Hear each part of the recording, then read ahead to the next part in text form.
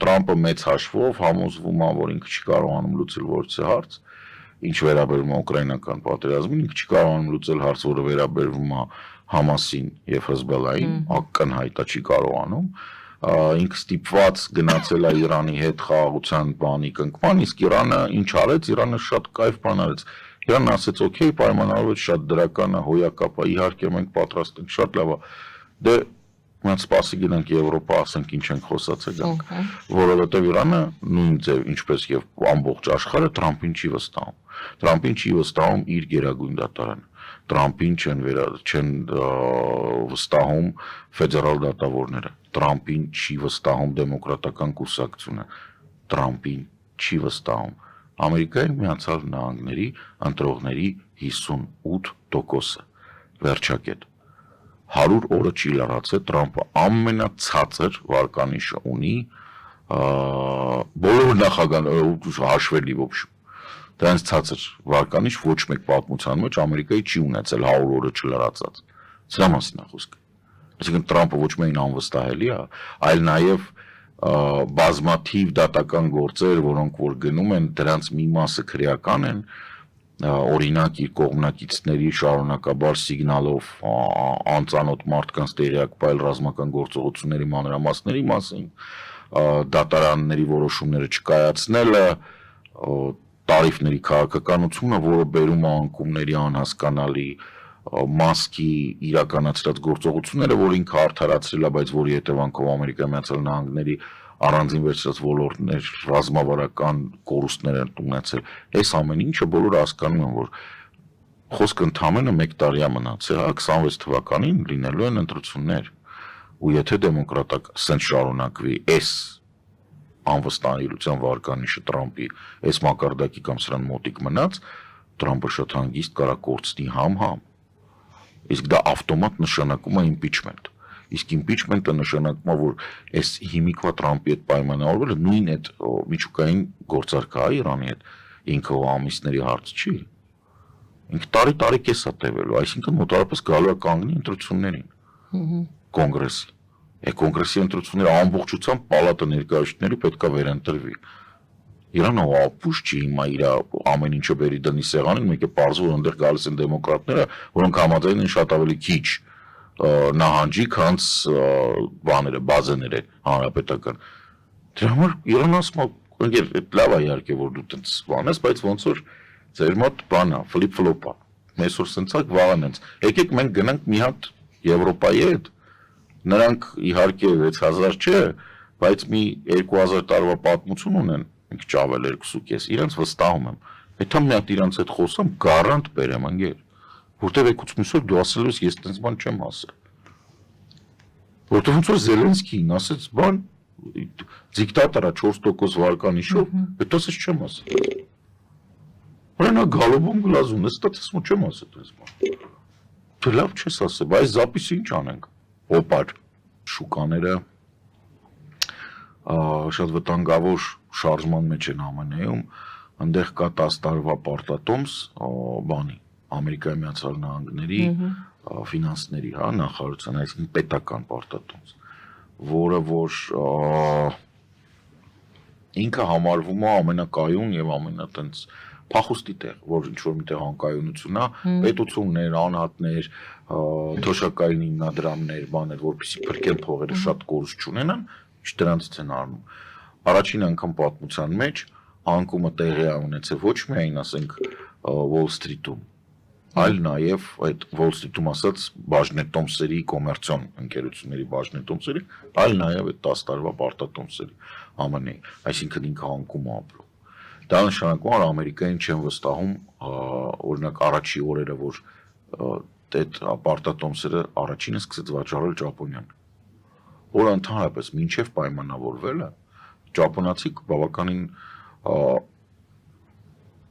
լուրջ արարողակարգ ունեն եւ իրականում ճապոնացիներին վիրավորելը շատ հեշտ է։ Իրանց մոտ այդ դեմքը չկորցնելու գաղափարը շատ կարեւոր է, այն գերկարևոր է։ Եվ ակնհայտորեն Տրամպը Ճապոնիային վիրավորել է։ Պետք է հասկանալ, երբ որ դու վիրավորում ես Ճապոնիային, դու վիրավորում ես կայսրին։ նույնիսկ եթե դու դա չես ընկանում։ Իսկ դա բավականին բան է, հասկանում եք, այդտեղից Ճապոնիան կարող է պայմանավորվելու ճանապարհները քեզ համար շատ բարդ լինեն, ասենք իրանք քեզ դնեն այն պայմանում, որ դու պետք է շատ նվաստանաս, որ իրանց այդ պայմանավորվես։ Հիմա ինչ որ մի կերպ Ճապոնիան գտել էր, առաջին ինքը սկսեց վաճառել բաները։ Ինքը 1 տրիլիոնից ավել ունի Ամերիկայի պարտատոմս, Ամերիկայի Միացյալ Նահանգների 10 տարվա պարտատոմս։ Սկսեց վաճառել, հետևից սկսեց վաճառել Չինաստանը 800 միլիոն էլ են, 800 միլիարդ էլ են։ Այսինքն Ճապոնիան եւ Չինաստանը իրականում միասին կարող են Ամերիկային դնել այնպիսի մի տնտեսական վիճակի մեջ, որ Ամերիկան հետ ընկնի զարգացման մեջ 5-ից 10 տարի։ Ուղղակի այդ բան ժամանակ առ ժամանակ շատ կարևոր է։ Չէ՞ մի անգամ էլ ժամանակ առ ժամանակ այդ պարտատոմսերը վաճառել։ Այսինքն երբեք թույլ չտալով, որ այդ ծախսը, որ վաճառում ես պարտատոմսը, պետական տոկոսն է բարձրանում, որ ինքը պետք է վճարի դրա համար, հա։ Հետևաբար ինքը ինչ է անում, ինքը ժամանակ առ ժամանակ վաճառելով պահում է տոկոսը բարձր։ Իսկ Ամերիկայի Միացյալ Նահանգների բյուջեն դեֆիցիտով, ասեմ ավելին, Տրամպի վերած top campaign donor, ոնց որ ասում են,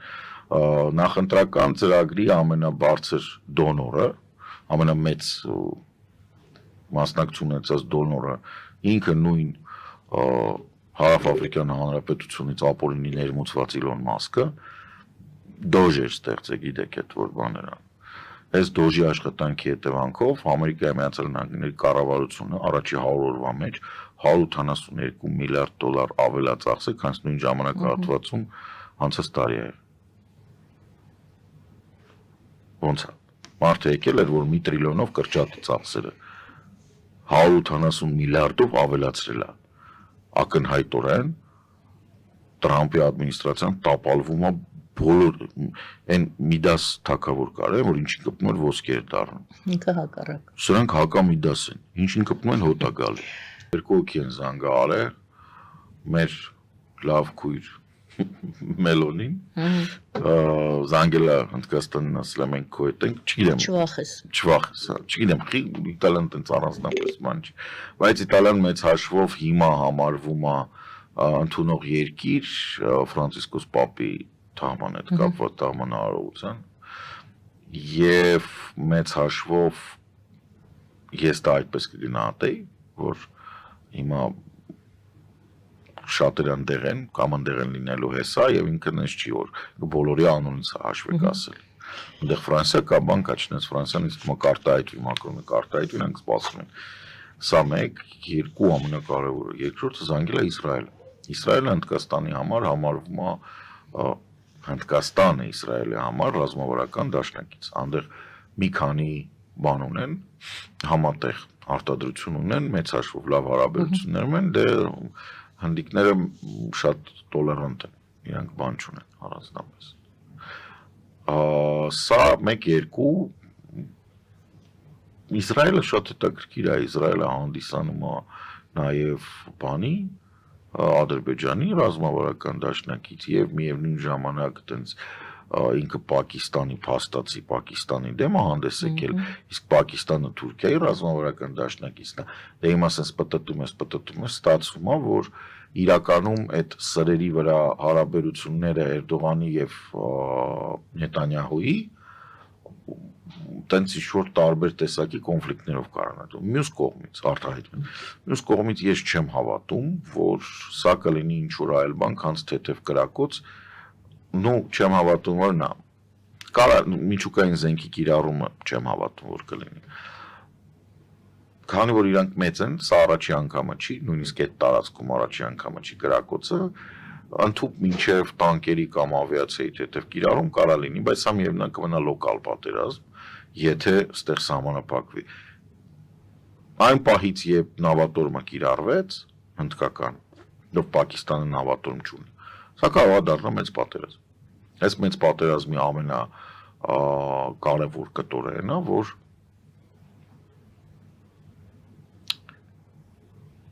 շատ հետաքրքիր բան կա, տեսեք, Պակիստանը բացի ամեն ինչից, ինքը Չինաստանի դաշնակիցն է, Պակիստանի միջուկային ծրագիրը որպես այդպեսին, ինքը չինական ծրագիր է, Եթե Հնդկաստանին մեղադրում էին, որ ինքը սովետից է տեխնոլոգիա վերցրել, Պակիստանը վերցրել է Չինաստանից, այդ ժամանակները, երբ որ հակացին, կռվ էին տալի, Սովետն ու Չինաստանը կռվում էին։ Հետևաբար ամբողջական հնդա-պակիստանյան պատերազմը անհրաժեշտաբար պահանջելու է Չինաստանի մասնակցությունը այս կամ այն կերպ։ Չինաստանի մասնակցությունը շատ քիչ հավանական է հիմա։ Չինաստան-Հնդկաստան պատերազմ, որովհետև դա ակնհայտորեն չի մտնում Չինաստանի առաջնային նպատակների մեջ։ Ինքը իրականում իր տնտեսությունը շատ վատ վիճակում է, ինքը մեծ խաղացողի դեմ պատերազմ չի քաշի, որը շատ բան կպահանջի, հա։ Թայվանը ուրիշ պատմություն է։ Թայվանում բոլորը չինացիներ են, մեծ հաշվով բան չկա, ինքը երկու հատ օկուպացիոն իր պատկերացրեմ, երկու հատ օկուպացիոն ադմինիստրացիա գտնում, ոնց որ Հոնկոնգը վերցրեց։